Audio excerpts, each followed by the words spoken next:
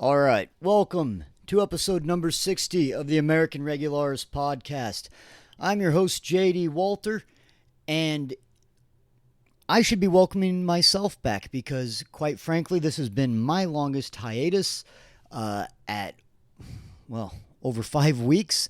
So, for those of you who do listen and were wondering, I apologize I haven't gotten anything out sooner. I've been busy. I probably could have snuck one in. My issue so far had just been, I was busy. And not so much in just I didn't have time to record a half-hour podcast or a 40-minute podcast, but I just have not been keeping up with political events enough to speak intelligently on them. And for that, mea culpa, I should have been doing a little better. But I'm here now. I'm ready to talk about what's going on in the world, and this one might be a little brief, as I'm trying to get back into the swing of things, as I'm trying to get back on track with this podcast and deliver you guys good libertarian insight on the happenings of the world today. My muscles have atrophied. My endurance has waned. I'm going to give you probably a little bit shorter of a podcast here today, but it'll be, eat an elephant, one bite at a time. Here's the first bite as I get back into it. For those of you that are listening to this episode, thank you so much for picking back up where I left off. And I won't beat around the bush any further. Today we're going to talk about the potential end of the Ukraine war. People that have been listening know this is a subject that I've long been interested in, and apparently it was interesting enough to where it got me back into gear on doing this podcast. So, sorry it took, it takes a prolonged war for me to get my podcast up and running again, but maybe we've got a little light at the end of the tunnel. I still have my skepticisms, but it just really seems, this isn't like, hey, we did this in good time. We finally ended this war before it got out of hand. The war's been out of hand. It's been egregious in the amount of loss of life for the Ukrainians and the Russians. The Ukrainians, I think, in particular, time will tell as, all the statistics are clarified and everything. But wouldn't it be great if this next podcast is about this same subject, because we have so much, promising developments in the end of this godforsaken war. So, earlier this week, Trump met with Zelensky in Washington, D.C. to talk in front of the media about potential peace talks, potential end to the war with Russia. He had been in some sort of, I think, indirect communication with Putin a little bit before. Putin has been speaking on this some. But Zelensky shows up, and this time, if you remember, the first time he showed up to meet Trump, they gave him a lot of flack on wearing his little uniform, his army gear that he wears back in his capital in Kiev. And this time he was wearing a suit. All black, by the way. A little morose. Probably appropriate for a war and everything. It might be him eating crow. Not what we're really here to talk about. We're here to talk about what it was they discussed. And Trump gave us some news. None of it, if you were listening to me or so many other people who have a basic knowledge of this war, none of it should be shocking. They discussed the possibility of having trilateral peace talks, which would be big, getting Zelensky and Putin in the room together, for the vast amount of this war. Zelensky would not entertain the idea, and I don't think Putin was very warm on it after Boris Yeltsin shut that stuff down early on. The Russians really started winning the war. They didn't have so much to really need to talk about. Like, it wasn't as urgent for them, but the Ukrainian government really hung on like a dog on a bone, and they would just not entertain the idea of peace talks. Not only would they not entertain the idea of peace talks, when they talked about war conditions or peace conditions, They were pie in the sky 2 years ago. Let alone what's happened now with all the attrition, all the amount of money and lives and resources that have been exhausted. Zelensky would not talk about seceding any land. He would not talk about even recognizing the Crimea as Russian territory. He wanted guarantees to become part of NATO, which was, as you well know, pretty much the entire reason that the Russians went in. That and the attacks on the Donbass. And it's different this time. It seems very much so that talking about land that will be lost is very much on the table.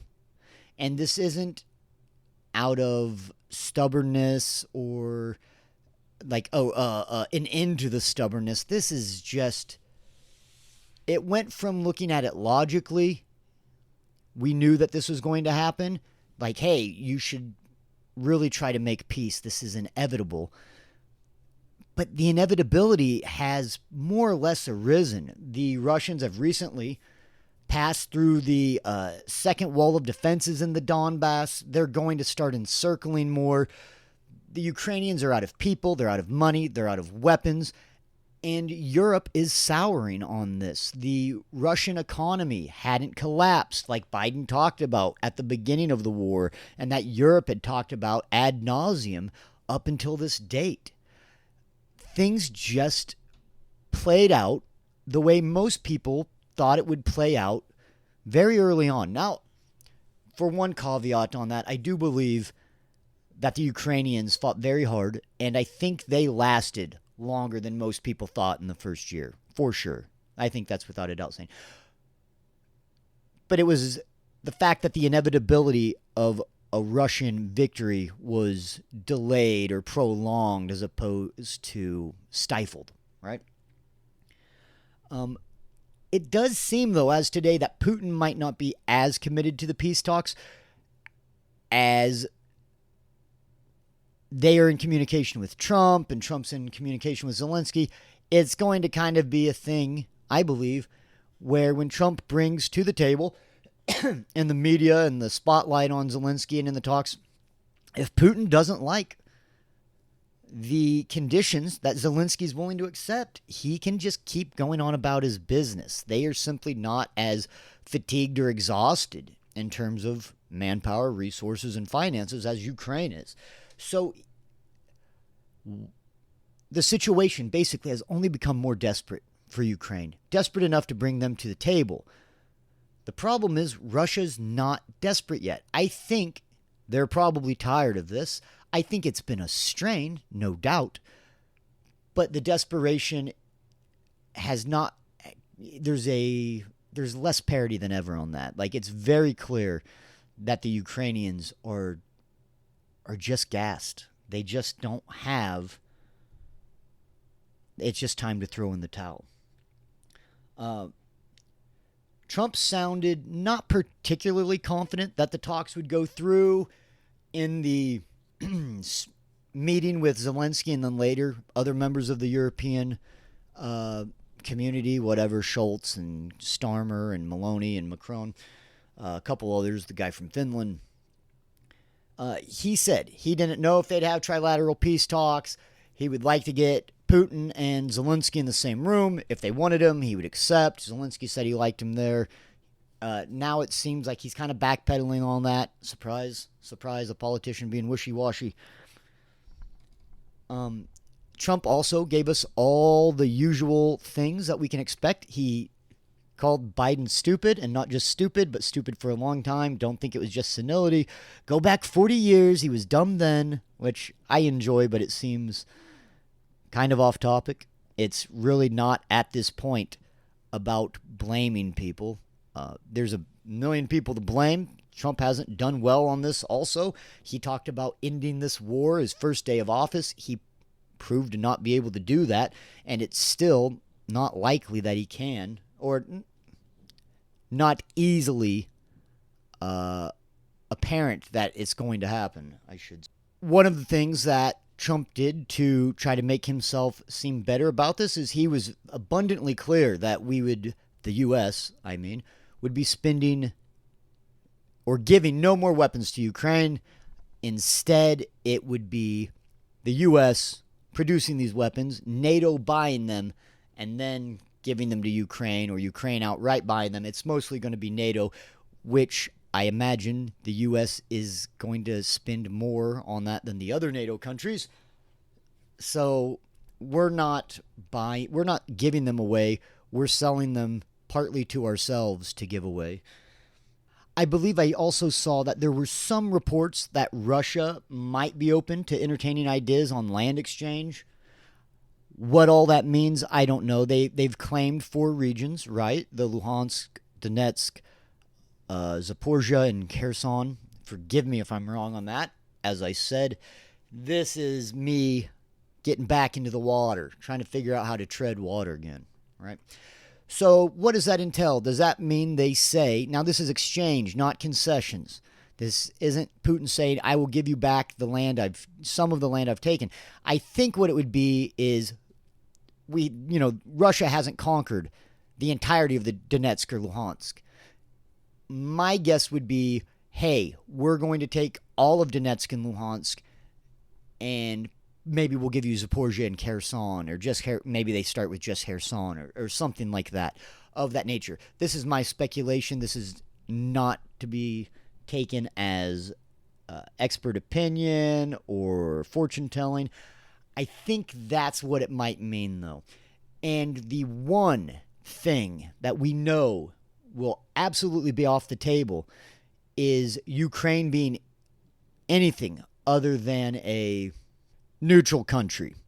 And I think this is ultimately going to be what hangs up any trilateral or bilateral peace talks, or just, peace itself, is because what's the legalese on that? What is a neutral country?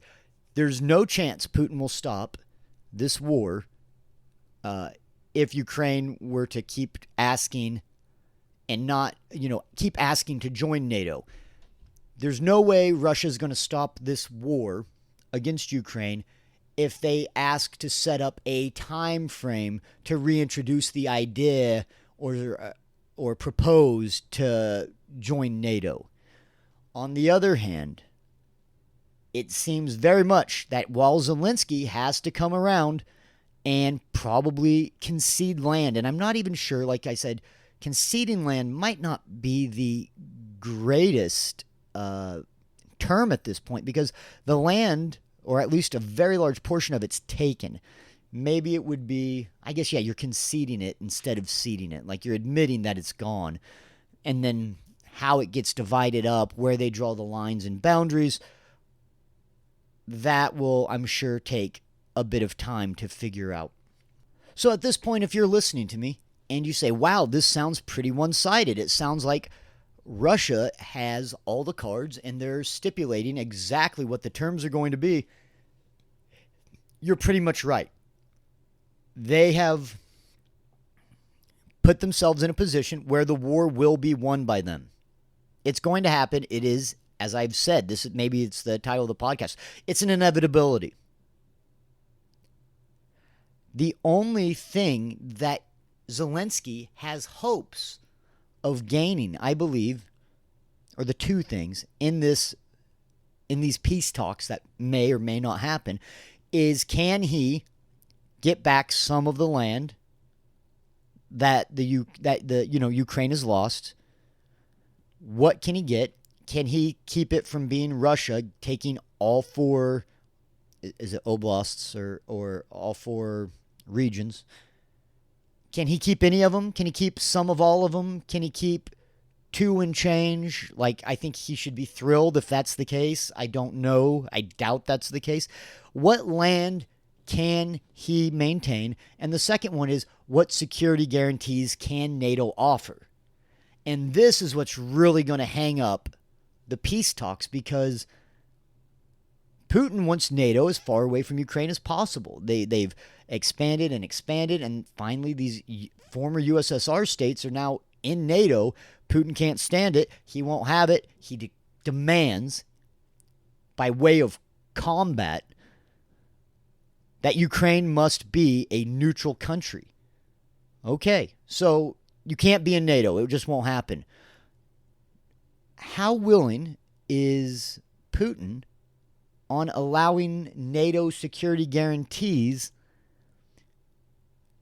to where Zelensky's happy with the security guarantees and Putin feels confident that NATO's no longer encroaching on his borders? That's not an easy thing to find a balance on. That's going to be very tricky. I don't know. I'm sure Putin has a better idea on what that is. He's not just going to be forthright with that information. And I'm sure that it would put a real sour taste in Zelensky's mouth if he knew what it was that Putin wanted in terms of this. Like, how much security guarantees can they give? I do not believe that he will allow any NATO bases or troops in there. I don't believe he'll want to allow any sort of air defense batteries or missile systems that could potentially be used or modified to be used against Russia offensively. And I'm not even sure about the defensively part. That's going to be a real problem for Ukraine and most of Europe. Trump's already stated that he will not put... Now, trust presidents as much as you can throw them, and Trump's a pretty big guy. Trust on that. He said that we would not put U.S. boots on the ground as security guarantees, as peacekeepers. He said we're not willing to do that, which is great. I hope he has the wherewithal to stick to his word on that, because, I mean, it's just a possibility of this war just being a precursor to a nastier, bigger war. So what goes on there? Now, I also talked about, and like I said, this will be a fairly short podcast. I also talked about, after the meeting with Zelensky, Trump and Zelensky, they shake hands, they take their pictures, and they go into another room with Keir Starmer, with Schultz, with Macron, with Maloney, the Finnish guy, two others. And they elude me at the moment. And I thought it was very funny because those guys, those leaders, notoriously despise Trump. He is abrasive to many people, but particularly politicians and European politicians. They can't stomach him. And they're just at this point where they're ready to follow. Their people are tired of the war. Their funds are getting exhausted. They're noticing now, however the hell it took them this long, that the war is inevitable. And I think they're just going to go along to get along. Putin thinks so too. I'll give you a quote by him about these European leaders in a moment. But I thought it was funny. We know these guys hate Trump. And Trump introduces them. And look, everyone always talks, not everyone. MAGA, giant, stands and proponents of Trump. They always talk about how he doesn't lie. He's honest. And he proceeds to basically tell the biggest lie about every one of these politicians as he's announcing them to the press. He's like, here's Keir Starmer, very likable guy, liked by everybody. He's not popular in Europe, in the UK. He's not popular in the UK. And I think he has all the personality of a rusty tack, like extremely unlikable. Then he talks about Schultz and how he's powerful. Schultz eked away becoming the Chancellor of Germany with this really feeble political alliance between his party and the left. And he has he's very powerless, I think, as far as chancellors. The system there with the multi-parties and the parliamentary system, it's been a little bit since I've talked about it. he's not very powerful. And then he talks about how Macron, how he's such a good man and so likable and he's liked him forever. I don't think any of these things are true. I almost felt like he came up with the biggest lie for each one of them just to be satirical, maybe, or maybe it's because he's just so obtuse sometimes he can't think of anything nice to say, so he's just like, I'll say exactly what I'm not thinking for a change. I don't know. But I found a little bit of humor in that. Now, before I end, I want to go back, and we'll kind of close up with just a recap on my thoughts. I want to go back to Putin in an article. I think it was from RT, and what he said about these European leaders that were obviously on the side of Ukraine and how they felt the relation with Trump was. He said, they just don't like Trump. They actively fought him, interfered in political life in the U.S. election. Trump has different ideas about what is good and what is bad, including gender policy and some other issues, and they don't like it. Putin said. And then, I'll take, he believes, it's just not going to be long until they just follow him. He goes, I assure you, Trump, with his character and persistence, will restore order quite quickly. And all of them, you'll see, soon all of them will stand at the master's feet and gently wag their tails. Pretty inflammatory, which, I have no problem. I'm not a Putin guy. I have no problem with him talking trash on all these effete and ineffective neoliberal leaders from Western Europe. And I know it's not all Western. I mean, you have Italy and Finland or whatever from Europe. But he says they're little lapdogs. They'll shut up and just take it. They'll do whatever they're told. They're toothless dogs. All bark, no bite. And he's pretty right on that. And I think just the way he's saying that directly and bluntly, I think he's also doing that probably to stroke Trump's ego. Trump was fairly complimentary during the speech and the talks with Zelensky. He said he's always liked him. He's always had a good relationship with him. I think he might have called him smart. And I don't know, some little thing like this with politicians that act like petulant children can help kind of divide stuff and ruffle it. Is this Putin trying to embitter European leaders with Trump? Does he, to maybe make it harder for these peace talks to happen? I don't know.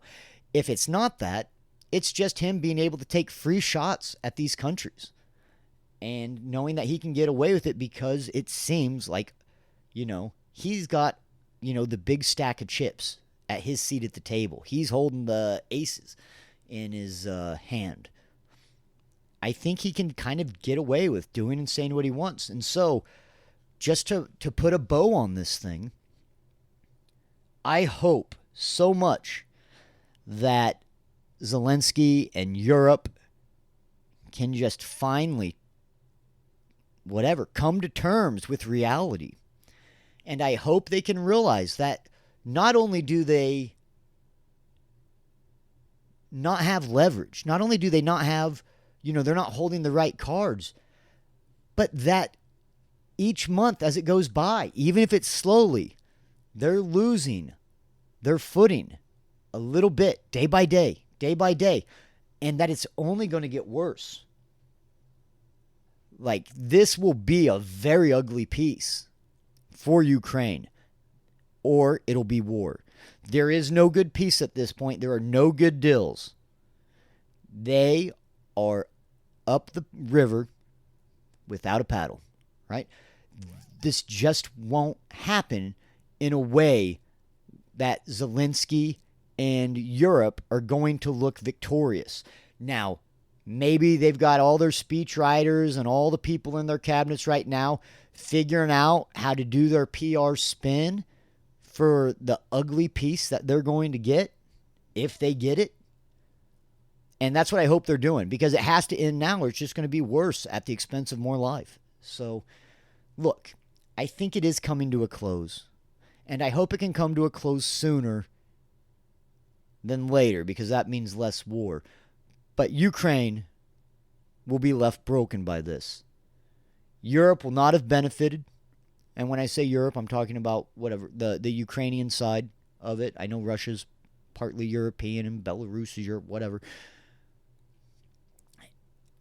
But it is what it is at this point. You gotta just at some point, if you drink the beer, you gotta pay the tab. And what else can you do? You gotta do it. There's nothing left, and it's only gonna get more and more desperate. You're not gonna come out with this as a win for your next campaign trail. It's not gonna happen. So whatever. Find a way for these peace talks, trilateral or otherwise. Swallow your pride, swallow your ego, swallow your sadistic, evil natures, you warmongers. And I know, yes, Putin's got all those things going on his end, but he's winning, okay? He's winning. Swallow all of that. Let's have people stop dying. All right, guys. For those of you that listened to this episode, or have been keeping track and waiting. I know it's not the biggest podcast in the world or anything by a long shot, but I appreciate you so much, and thank you for listening to this one. I hope to get the next one out so much sooner, and I've enjoyed doing it again, and thank you so much. We will catch you on the next one.